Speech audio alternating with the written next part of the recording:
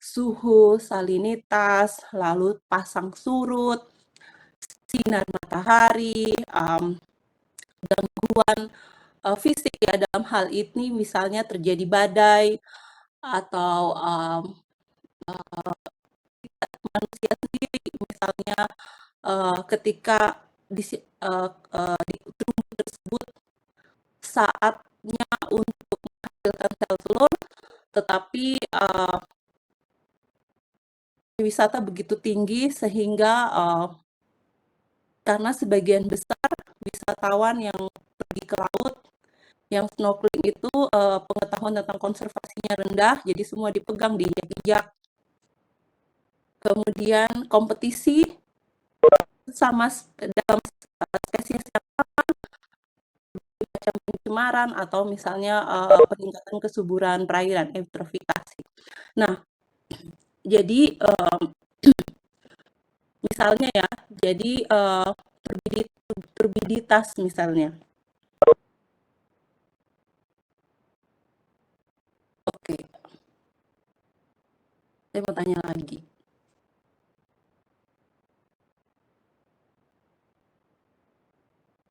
20 terakhirnya 31. 20 terakhir 31. Oke. Apa itu turbiditas? Turbiditas biasa dikenal juga dengan apa?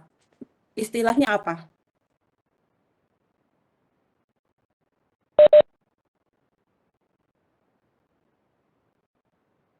Iya. Nah, kalau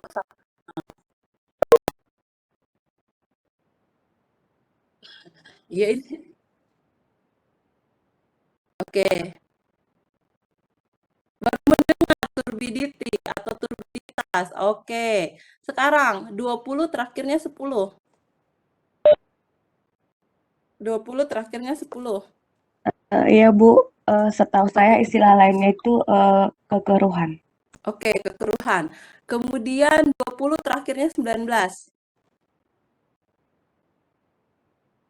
20 terakhir 19. Orangnya tidak ada. Sendiri, Bu. Ya, apa itu turbidity atau turbiditas?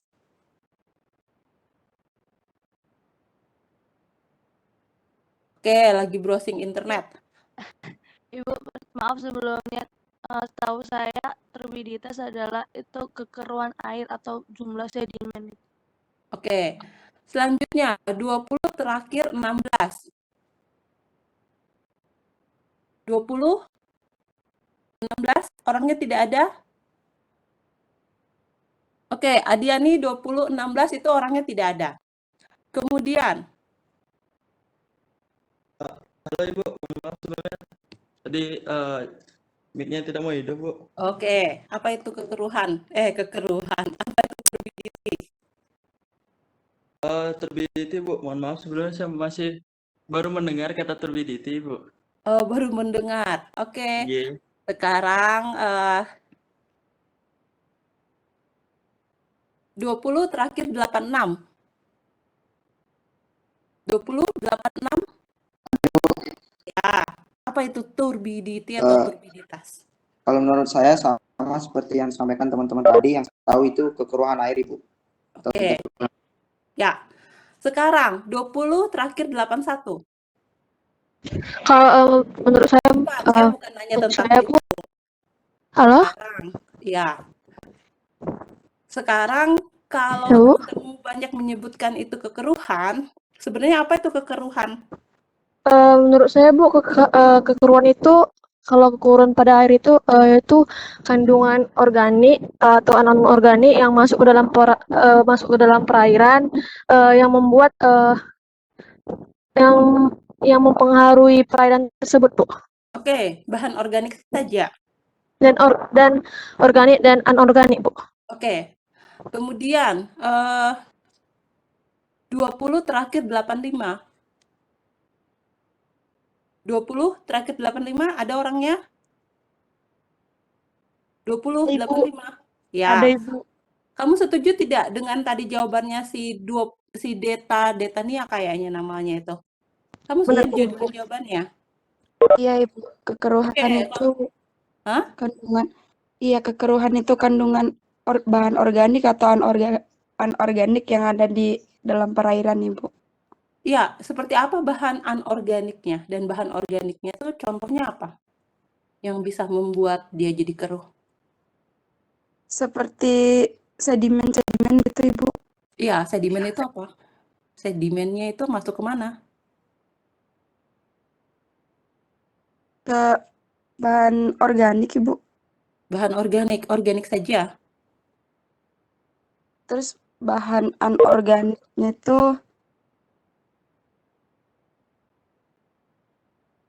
seperti sampah-sampah gitu, Ibu. Wah, berarti sampahnya gede banget dong jadi sedimen. Enggak, yang Oke, yang udah hancur-hancur itu, Ibu. yang sudah hancur. Oke. Kemudian 20 terakhir 73. 20 73. Halo Bu, Ya. Kamu setuju dengan jawaban dua orang tadi? Betania dan Ike. Kamu setuju dengan jawabannya? setuju Bu. Oke, sekarang setujunya di mana? Di pernyataan kalau itu artinya itu kekeruhan. Suka? Coba kamu ulang kalau gitu. Apa itu turbiditas? Turbiditas itu kayak semacam kekeruhan itu Bu. Nah, Atau terus sedimentasi yang terlarut di dalam air. oke, berarti ada sedimen yang tidak terlarut. Ada sedimen yang tidak terlarut. Ini. Ya, cari dulu ya di internetnya. Kemudian 21 terakhirlah 50. 21 50 orangnya ada. 21 terakhir 50. Oke, tidak ada. Adiani 21 terakhir 50 orangnya tidak ada ya. 20 terakhirnya 41. Kira Jadi Bu, yang saya Bu. oke. Apa itu turbiditas? Eh, turbiditas atau kekeruhan itu menurut saya adalah suatu keadaan di mana transparasi suatu zat cair berkurang akibat kehadiran zat-zat tak terlarut. Itu contohnya seperti lumpur dan pasir halus, Bu. Oke, lumpur dan pasir halus ada di mana? Di perairannya, Bu. Di perairannya di mananya? Di perairannya. Di yang tercampur dengan yang tercampur dengan air laut. Tercampur itu maksudnya bagaimana? Tercampur itu maksudnya bergabung, Bu. Menjadi Bergabung. suatu Bergabung dia ada di mana dong kalau dia bergabung?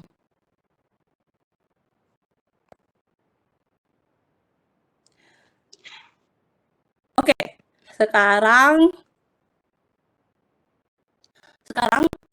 tugas bagi Anda adalah ini bocoran buat evaluasi saya nanti. Jadi Anda harus mencari tahu apa arti dari masing-masing faktor ini.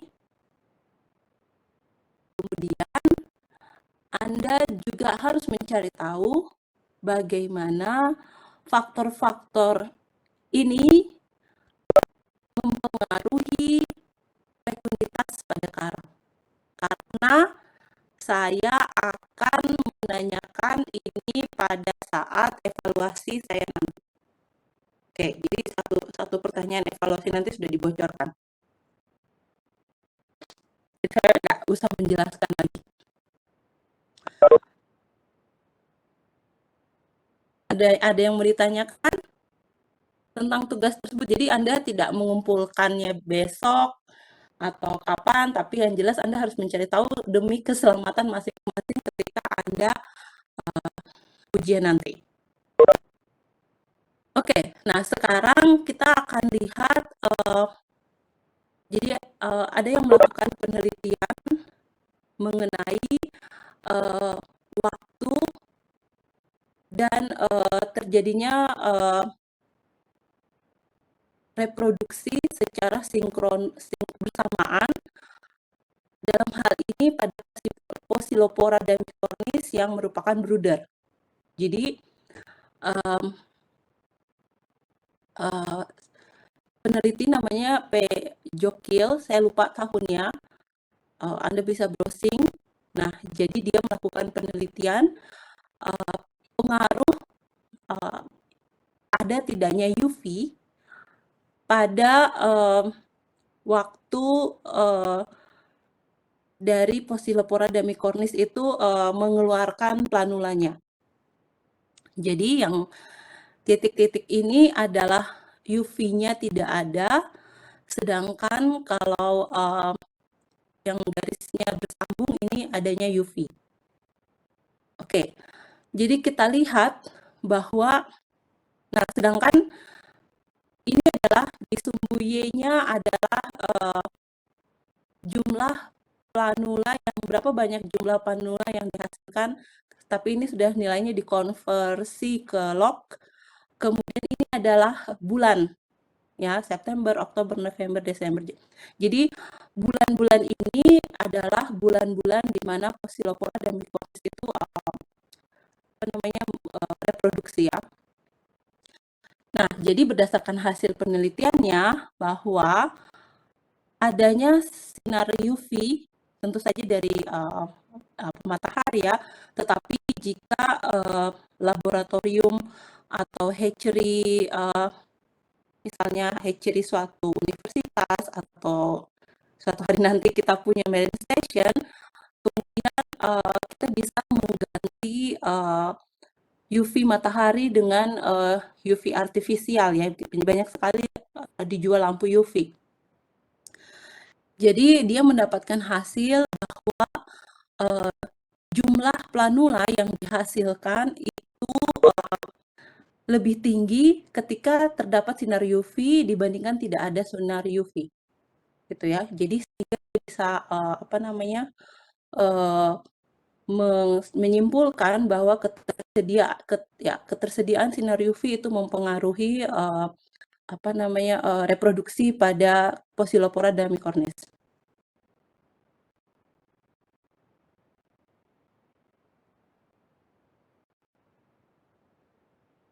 (20 terakhir 19) orangnya ada? Bu. Ada? Ya, Ibu. Oke. Apa itu planula?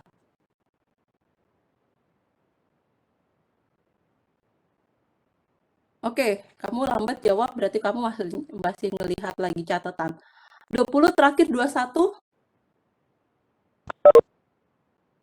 20, 21 ada orangnya? 20, 21. Adiani 20, 21 orangnya tidak ada, ya? 20, 42. Orangnya ada? 20, 42? Ya, saya Ibu. Oke, apa itu planula? Menurut saya, planula itu adalah bentuk larva, Ibu. Oke. Kemudian 20 terakhir 59. Orangnya ada? Bu. Benar tadi yang dijawab temanmu? Betul, Bu. Larva yang berenang. Apa? Larva yang berenang. Larva yang Berenang. larva yang berenang. Semua Ya. larva yang berenang disebut dengan planula. Gitu ya. 20, 60. 20 terakhir 60. Iya, hadir Ibu. Oke, benar jawaban dua orang itu? Menurut saya Benar planula jawaban itu dua orang itu? benar Bu. Benar. Larva yang bersilia Bu, memiliki Larva yang silia. memiliki. Oke. Kemudian 20, 58. 58? 20, 58? Adiani 20 terakhir 58 orangnya juga tidak hadir. Kemudian 20, 57. 2057 orangnya hadir? Iya, Bu. Oke, benar 3 orang itu jawabannya? Benar, Ibu. Benar. Ya. Berarti kamu juga salah kalau begitu. 2076. 2076? Halo ya Ibu, Ya, benar. kalau yang setahu saya itu benar Ibu, planula itu larva yang berenang bebas yang simetri bilateral. Oke, berarti semua larva yang berenang bebas namanya planula. Ya, saya kurang tahu Ibu. Iya. Iya.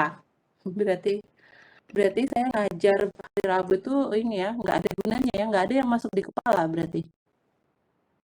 2097 orangnya ada. Halo, Bu. 2097 ya. Apa itu planula?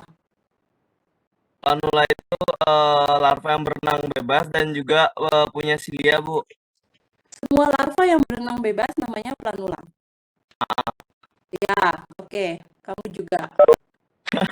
Kalau seumpama saya melakukan penilaian dari tadi, saya random kasih pertanyaan, Anda semuanya nggak ada jawaban yang benar. Jadi saya ngajar hari Rabu, rasa-rasanya saya suaranya jelas, rasa-rasanya penjelasan saya jelas, saya tanya Anda mengerti, Anda diam, berarti Anda mengerti. Begitu ditanya Anda tidak bisa menjawab yang benar. Ada yang bisa luntir? Apa itu planula? Ada yang bisa jawab? Izin menjawab Ibu. Ya, nama. NIM 20 akhir 39 atas nama Oke, Gabriel. apa itu planula? Maksud itu larva cnidarian yang Oke. sangat muda. Oke, larva nidaria. Sekarang kita lagi ngomongin apa? Namamu Gabriel ya? Siap ya Bu. Oke, Gabriel, kita sekarang berbicara hewannya apa yang sedang kita bicarakan sekarang? Poikilopora. Ya, Poikilopora dan Mycornis itu adalah salah satu spesies dari karang. Hewannya yang kita bicarakan sekarang itu apa? Hewannya apa? Kalau untuk itu kurang tahu Ibu. Aduh, oke. Ya, terima kasih Gabriel. Nah, jadi saya kebayang ya nanti betapa beratnya jadi pembimbing skripsi angkatan kalian karena baru hari Rabu ya, bukan sudah 2-3 minggu yang lalu, ini baru hari Rabu dan sekarang kita di hari Jumat. Oke, jadi planula adalah nama dari larva karang. Walaupun tadi ada disampaikan bahwa planula adalah larva dari filum Nidaria, dan kita sekarang sedang berbicara tentang karang, maka sekali lagi planula itu adalah istilah untuk larva. Jadi setelah zigot, lalu ada fase yang disebut dengan larva.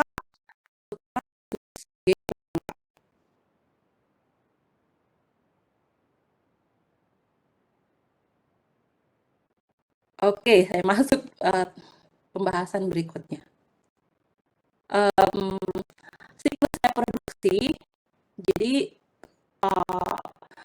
karang itu reproduksinya itu bisa musiman, bisa bulanan, bisa juga siang atau malam. Artinya begini, kalau musiman itu pada beberapa tempat khususnya ada di iklim temperate ya, sedang, maka bisa setahun kali atau setahun 2 kali. Ya, itu yang disebut dengan musiman. Maksudnya reproduksinya itu periodenya itu musiman. Sedangkan kalau bulanan ini maksudnya reproduksinya terjadi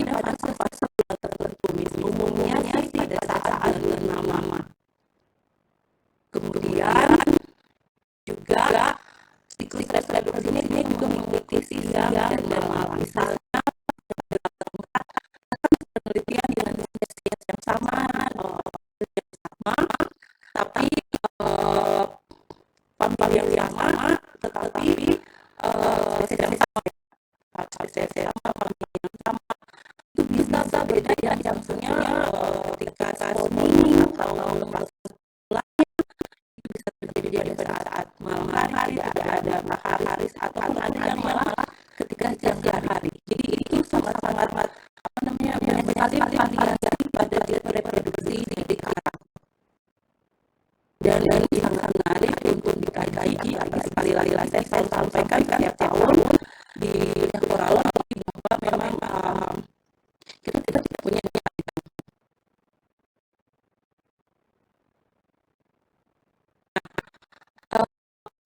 ada rasanya sudah saya sebutkan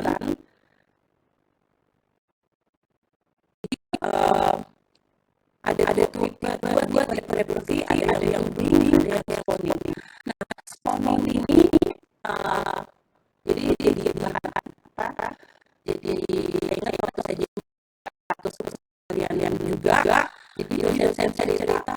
Jadi ada waktu dimana kita kalau ngelewatin desa biasanya orang sibuk sampai banyak yang izin dari kantor gitu ya, karena banyak sekali yang acara kondangan, nikahan, jadi kawinnya rame-rame gitu. Nah, itu kalau dianalogikan sebenarnya di laut juga gitu ya. Jadi karang itu banyak yang spawningnya serentak, spawningnya rame-rame, kawinnya sama-sama. Apa beberapa, tapi bukan cuma karang ya, beberapa organisme di laut juga menggunakan sistem yang sama ya. Jadi kenapa musim kawinnya itu bersamaan? Karena keuntungannya misalnya dengan spawning serentak, kesempatan untuk ya. Kemudian misalnya kalau spawning serentak